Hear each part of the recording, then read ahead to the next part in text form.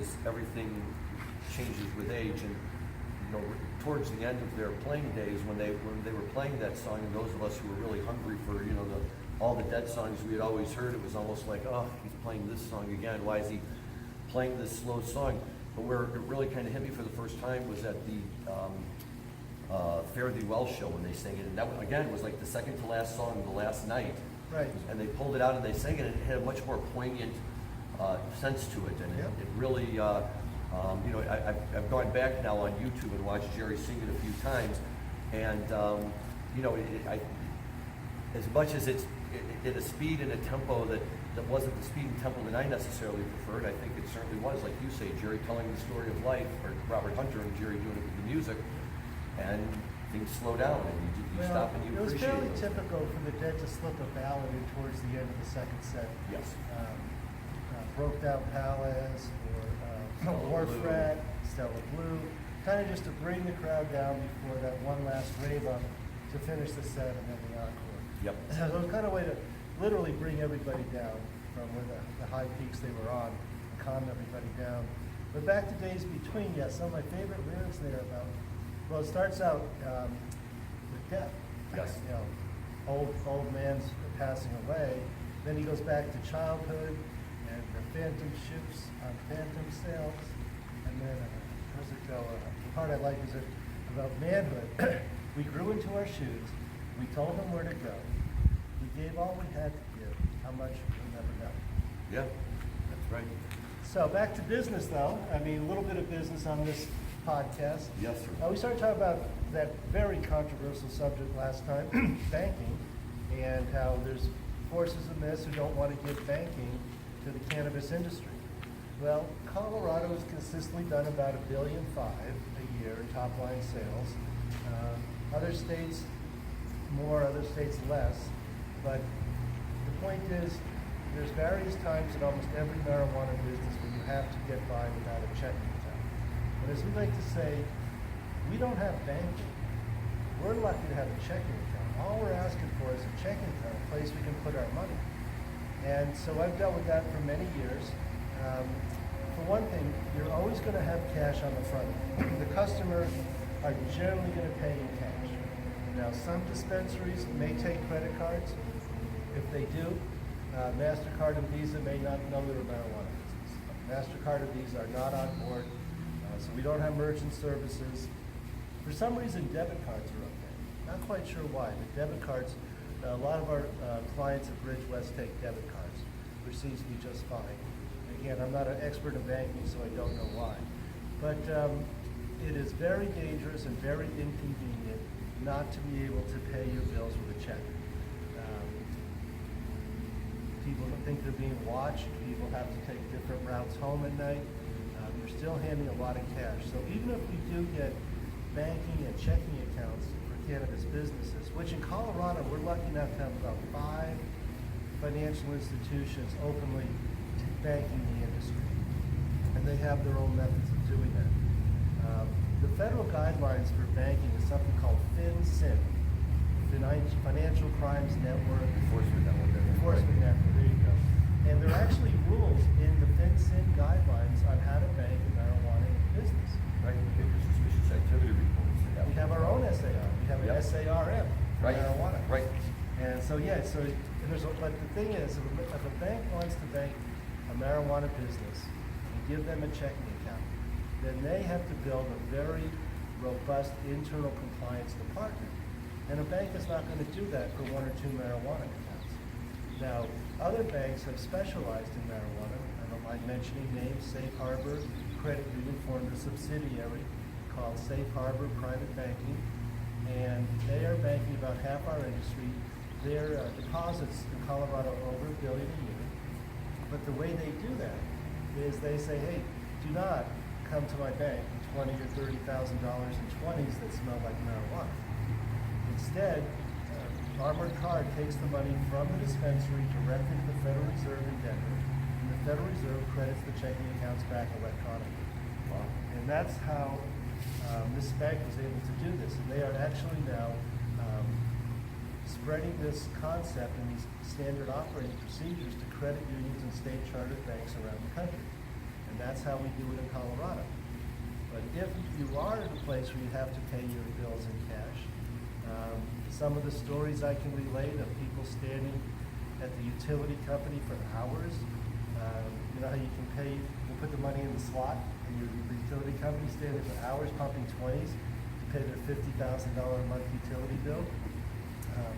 Other people told me it took two people 2 days to figure out payroll and put the right amount of cash in each envelope, including things less than $1. They had change around. Right. It took 2 people 2 days to make payroll for 30 people. The only way you can pay your bills with a face-to-face meeting, hardly something the technology-savvy millennials would be happy about, of spending more than 2 or 3 seconds on a transaction. True. In their world. And then the way the IRS handles it is, in Denver, you can take your cash to the IRS. Income taxes is one thing, but income taxes are really only once a year or 4 times a year if you're making your estimated payments. But payroll is every week or every few days. You know, with a large payroll, the IRS wants your taxes remitted to them within 3 banking days. Right. So how do you do that when you just paid your payroll by handing all your employees envelopes with cash, right down to the penny? Well, the answer is the IRS will accept cash.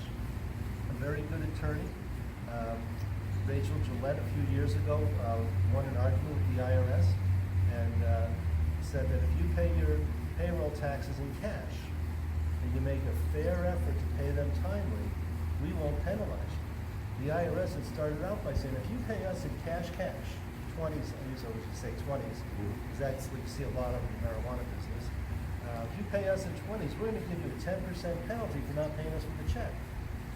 And Mr. Gillette said, hey, that's not fair. We don't have a check to give you, but we can pay you cash. And it does say legal tender on this $20 bill. Yes, it does. And her argument prevailed. So now, I like Rachel. oh, she's great. Yep. And if now, I hope she doesn't mind us using her name. I'm sure not in this instance. I would hope not. But anyway, if you call the IRS, then you say, hey, I'm bringing out $20,000, $30,000 of payroll taxes, and let them know ahead of time. You can make an appointment. They have special rooms with cash counters where you can bring your cash, pay it, and if they can't see you within that 3-day window, and it's their fault, not ours, they will waive the penalty in that case as well. So that's some of the little nuances on how you can survive without a checking account. I believe Nevada is largely unbanked. I believe California is largely unbanked. Illinois, our largest bank, that had been doing the industry business about a year ago, all of a sudden, very abruptly, one day sent out letters to all of their accounts, all their cannabis accounts, saying, we're no longer going to maintain our cannabis accounts and we're going to close the door. And I think that the last time, Jim, we were talking about the Senate hearing and about the SAFE Act and all of that. And the real issue, obviously, with banking, from the banker's perspective, is not only do they have a big burden to bear, but they face potential individual personal liability, both criminal and civil. If you're a banker and you don't do your due diligence and you take in money that's dirty and it goes through your bank and comes out on the other side laundered, you as a banker face personal responsibility for this.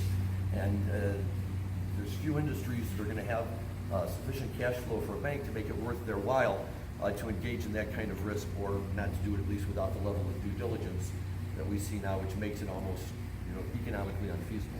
Exactly. If you're Chase, if you're Bank of America, and your profits are 20 feet off the ground anyway, and you're doing a lot of banking for the federal government, you're probably not going to want to have much to do with the marijuana industry until we get a change at the federal level.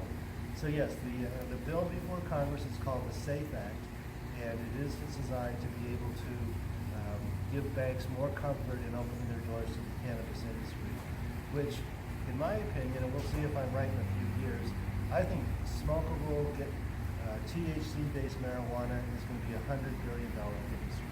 Probably already is, counting black market. Correct. Then you bring in hemp.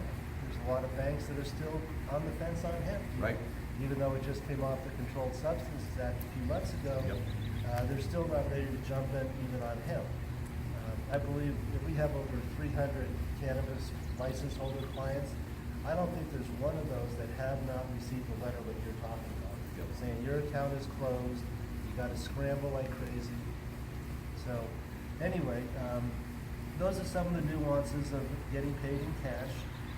Our company is very fortunate to have a good banking relationship because we from time to time get paid in cash. Sure. And we bring it to our bank, and we've got one name right now, and they're happy to accept our cash. If you receive $10,001 in a single transaction, you have to fill out a Form 8300. Yep. No big deal. What is kind of a big deal with Form 8300 is not only you have to put down who paid you, but also who delivered it. Right. So that, and this came directly from an IRS agent that I was talking to one time about Forms 8300, and she was actually said, this is an educational visit. Nothing scarier than an educational visit from the IRS. But she was a very nice revenue agent, and she said, so yeah, here you put down who paid you, and here you put down the delivery. And I said, a lot of times these deliveries are made by young people with tattoos, and they're not going to be so willing to give their name, address, and social security number. And she said, that's okay, just write down would not provide, and you've covered your bases. So that's how you fill out a Form 8300. Okay, that's a good thing to know too.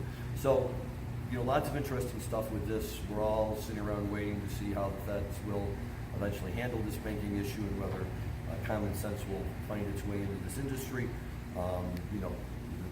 I guess, for you and I, Jim, the flip-flop on it is, right, on the one hand, as long as Rule 280E is on the books, nobody knows how to do their taxes when it comes off the books. The banking rules clean up. It'll be wonderful for the industry, and I guess it will be nice that we don't have to go and save people's butts so much anymore. But be careful what you wish for, my dad always says. So right. We have to think about that too. The 280 is a whole different animal. That refers to the non-deductibility of expenses. So we could do a show just on 280E, so we'll skip that today. Yep, I agree. We'll close up with a little more music.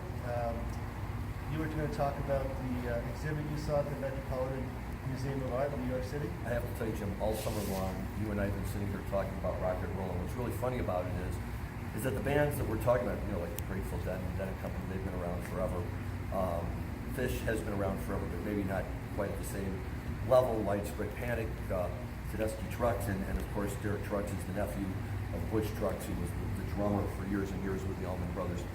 The Met in New York put together an exhibit on rock and roll instruments, and it's called something like Live Noise or Live Music, and it's just absolutely incredible. And anybody who's going to be in New York and have an opportunity to get to the Met, I don't think I can recommend it strongly enough. Normally when I'm in New York and my wife wants to go to the Met, I make a good excuse not to go. But for this I went, and the guitars that they had Jerry's Wolf guitar, they had Jerry's Tiger guitar. They had guitars from the Beatles. They had guitars that Eric Clapton recorded his albums on. They had Duane Allman's guitars. They had the guitar that Jimi Hendrix set on fire at the Monterey Pop Festival, the remaining pieces of that guitar.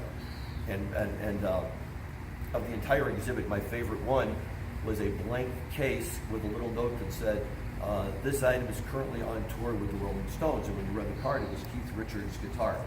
And when you think about that, somebody like the Rolling Stones have been around long enough in their career that they've elevated to the status of having their instrument placed in a museum, and yet here they are actually out on tour still using it. You can't have my instrument yet, I need it, but they had drums and they had basses and they had synthesizers and Moog equipment, and they had some of the most fascinating videos I've ever seen.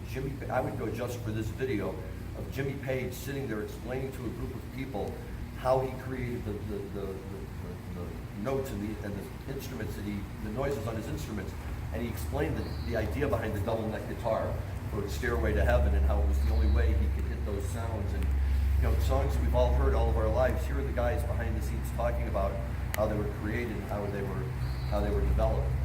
But my personal favorite story out of all of this, and you and I were discussing this earlier, is that earlier this summer when Dead & Co. was playing at Citi Field at the New York Mets home ballpark in New York, at the suggestion of somebody we're not exactly sure, although rumor has it was Jay Blakesberg, who was the Grateful Dead's photographer.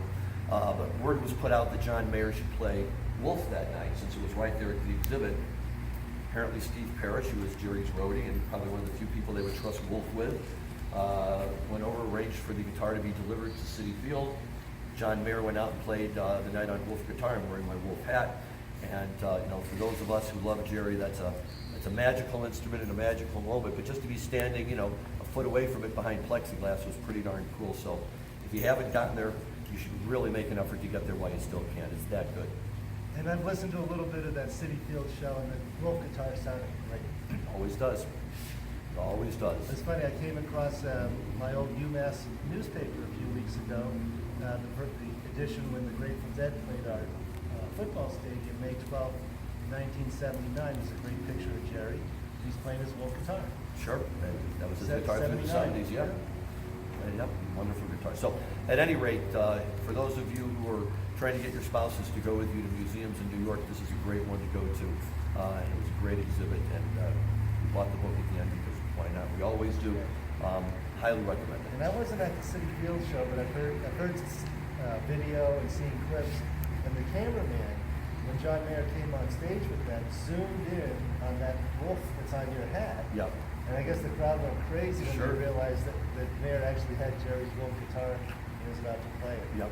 Yep. So- And, you know, did a great job. So, well, another great show, Jim. This Yeah, is a thank lot of you. fun. It's great to get to come out here to the barn and see you and your wife and family and everybody. It's all having a good time. Great to And- have you in town. Well, thank you. I'll be back for sure. Oh, terrific. So with that, I think we'll say over and out. Thanks very much, everyone, for listening. Have a good week.